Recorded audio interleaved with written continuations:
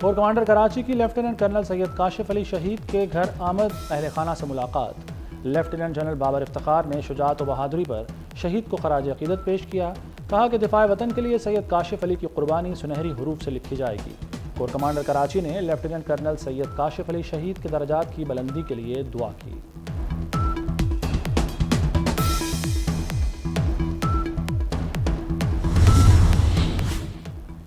ایوان صدر میں اعلیٰ ترین عسکری اعزازات دینے کی تقریب۔ صدر مملکت آصف علی زرداری نے فوجی افسران کو اعلیٰ ترین ملٹری اعزاز ہلال امتیاز سے نوازا۔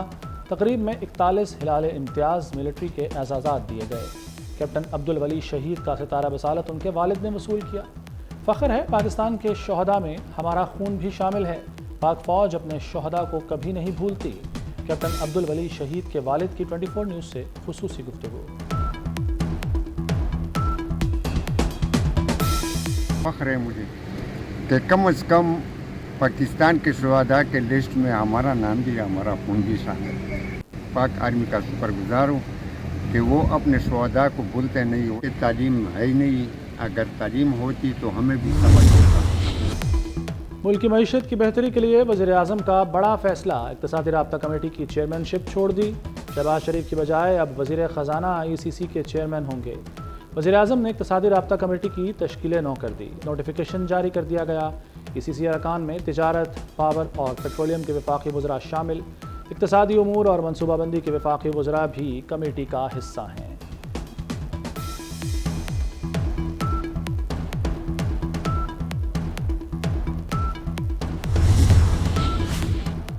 ریکوڈک منصوبے پر کام کرنے والوں کی سیکیورٹی یقینی بنانے کا فیصلہ۔ ریکوڈک سے بندرگاہ تک لاجسٹکس کی حفاظت ہر صورت کی جائے گی۔ وزیر اعظم کی زیر صدارت اجلاس میں اہم فیصلے۔ برک گولڈ کمپنی کا وفد بھی شریک ہوا۔ بلوچستان میں انفراسٹرکچر خصوصاً ریلوے لائن سے متعلق منصوبہ سازی پر زور دیا گیا۔ نئی ریلوے لائن سے چاغی مستفید ہوگا اور کان کنی کی صنعت کو فروغ ملے گا۔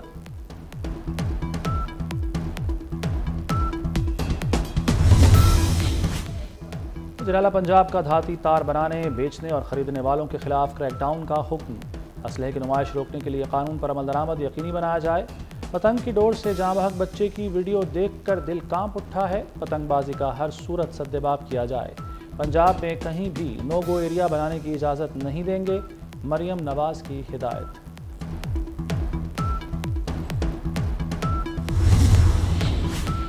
غلام نبی میمن دوسری مرتبہ IG سندھ تعینات۔ نوٹیفیکیشن جاری کر دیا گیا۔ غلام نبی میمن مختلف اہم عہدوں پر کام کر چکے۔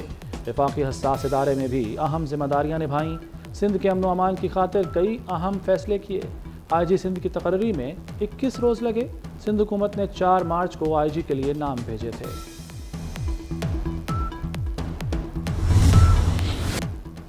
رمضان المبارک میں مہنگائی آسمان کو چھونے لگی۔ متوسط طبقے کی بھی چیخیں نکل گئیں۔ منافع خوروں اور ذخیرہ اندوزوں کے خلاف سخت اقدامات کا مطالبہ۔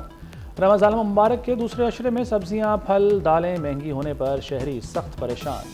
مارکیٹس میں سرکاری ریٹ لسٹ پر عمل درآمد کرانے کی عوام کی دہائی۔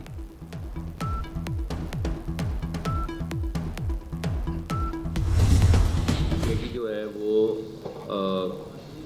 7 لوگوں پر مشتمل ہوگی اور ان 7 لوگوں میں میں آپ کو بتا دیتا ہوں، لیکن ایک جو ڈفرینٹ چیز ہوئی ہے کہ اب کوئی چیئرمین سلیکشن کمیٹی نہیں ہوگا۔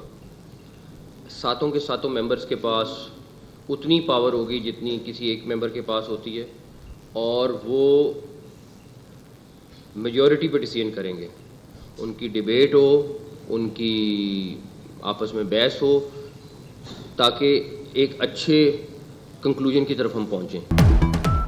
اب جمے گا کھیل، اب بنے گی ٹیم۔ قومی اسکواڈ کا انتخاب کرے گی 7 رکنی سلیکشن کمیٹی۔ کوئی چیئرمین نہیں ہوگا۔ 7 ارکان کے پاس یکساں اختیارات ہوں گے، مشاورت سے فیصلہ کریں گے۔ وہاب ریاض، محمد یوسف، اسد شفیق اور عبدالرزاق کے علاوہ قومی ٹیم کے ہیڈ کوچ اور کپتان بھی سلیکشن کمیٹی کا حصہ۔ چیئرمین PCB کا ٹیم کی سلیکشن میں کوئی کردار نہیں ہوگا۔ محسن نقوی نے کہا کہ 4-5 روز میں کوچز کا معاملہ بھی فائنل ہو جائے گا۔ حارث رؤف کا کانٹریکٹ بحال، ڈریم ٹیم بنانے کا اعلان۔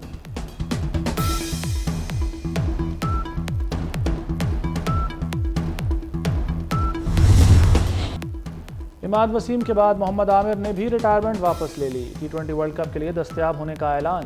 کہا زندگی فیصلوں پر نظر ثانی کا موقع دیتی ہے، پی سی بی کے ساتھ مثبت بات چیت ہوئی، پاکستان کے لیے کھیلنے کا اب بھی خواب رکھتا ہوں۔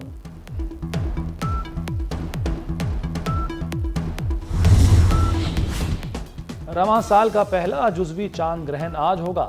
امریکہ، آسٹریلیا، افریقہ، شمالی اور مشرقی ایشیا میں نظر آئے گا، پاکستان میں نہیں دیکھا جا سکے گا۔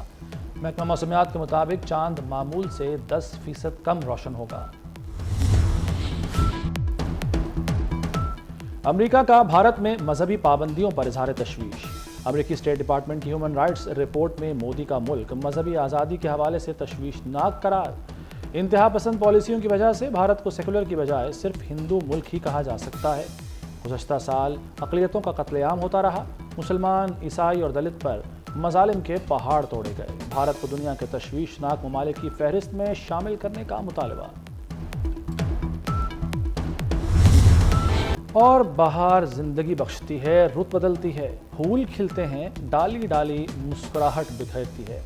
لاہور کے جیلانی باغ میں رنگا رنگ پھولوں کی نمائش، 60,000 سے زائد پھولوں کو خوبصورتی سے سجایا گیا۔ شہریوں کی بڑی تعداد نمائش دیکھنے پہنچی۔